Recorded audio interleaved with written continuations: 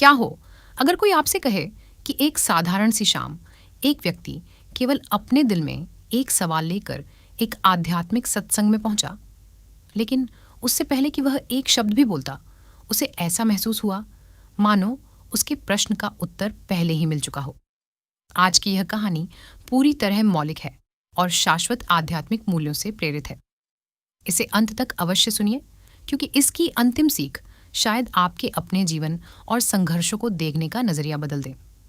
अर्जुन मल्होत्रा की उम्र केवल 32 वर्ष थी। वह एक सफल व्यवसायी था। उसके पास आलीशान गाड़ी थी, शानदार घर था और समाज की नज़र में उसके पास वह सब कुछ था जिसे लोग सपनों की जिंदगी कहते हैं। लेकिन अक्सर चमकती हुई जिंदगी के पीछे अनकहे संघर्ष छिपे होते हैं।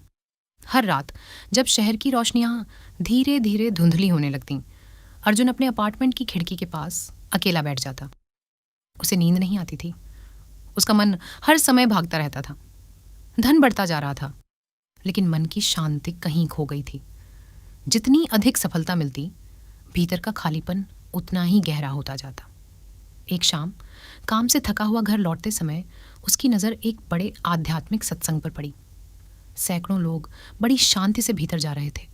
न कोई शोर, न कोई प्रचार, न चमत्कारों के बड़े बड़े वादे, सिर्फ शांति। जिज्ञासा उसे भी अंदर खींच लाई। अर्जुन ने सोचा था कि वहां जोशीले भाषण होंगे, लेकिन अंदर पहुंचकर उसने कुछ बिल्कुल अलग देखा। हजारों लोग पूरी शांति से बैठे थे। किसी के चेहरे पर बेचैनी नहीं थी, कोई अधीर नहीं था।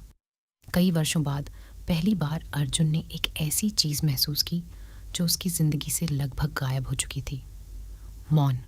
कुछ देर बाद वक्ता ने बोलना शुरू किया।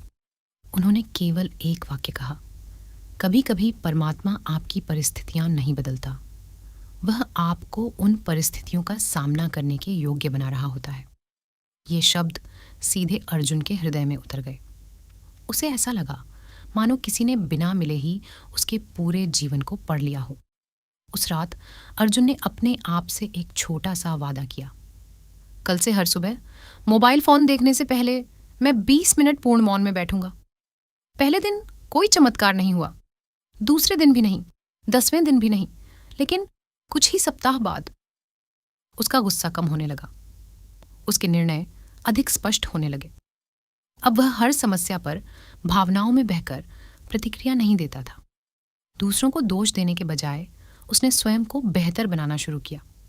उसके कर्मचारियों ने बदलाव महसूस किया, उसके परिवार ने भी, और सबसे ज्यादा उसने स्वयं अपने भीतर का परिवर्तन महसूस किया।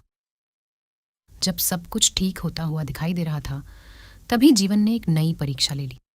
उसकी कंपनी का करोड़ों रुपए का एक बड़ा अनुबंध अचानक रद्द हो गया। पुराना अर्जुन होता तो घबरा जाता, लेकिन इस बार वह शांत रहा। उसने अपनी पूरी टीम को एक साथ बुलाया।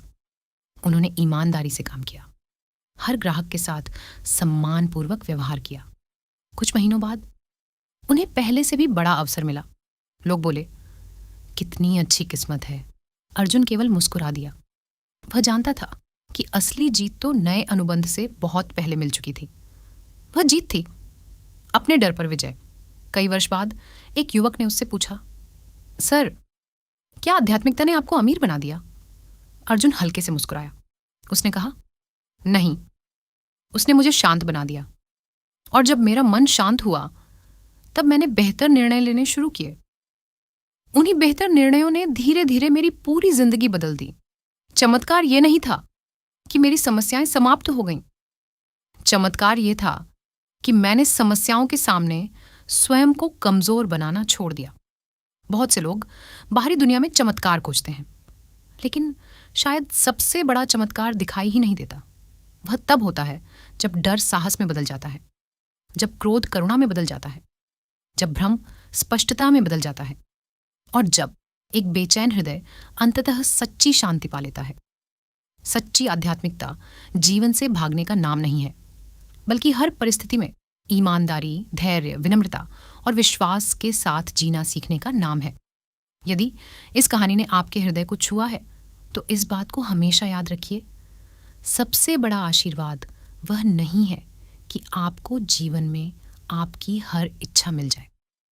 सबसे बड़ा आशीर्वाद यह है कि आप ऐसे इंसान बन जाएं जो जीवन में आने वाली हर परिस्थिति का साहस और शांति के साथ सामना कर सके।